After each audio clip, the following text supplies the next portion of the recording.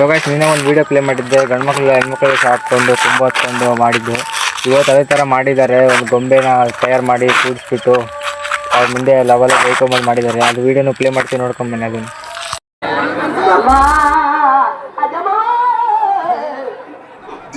ಇದು ಆಕ್ಚುಲಿ ಚೆನ್ನಾಗಿರೋದು. ಮತ್ತೆ ನೋಡು ನಮ್ಮ ಮಾವ ಸೊಪ್ಪನ ನಾನು ಯಾರು ಮುಂದೆ ಯಮ್ಮ ನಮ್ಮ ಬಸ ಕರೆಂಟ್ ಹಾಗೆ ಕುಂತಾಳೆ. ಓ ಅಜ್ಜ ಮತ್ತೆ ಇದನ್ನೆಲ್ಲ ಕಣ್ಣಿಂದ ನೋಡಿ ಕಂಗಾಲಾಗ್ಬಿಟ್ಟಿದ್ದೀನಿ.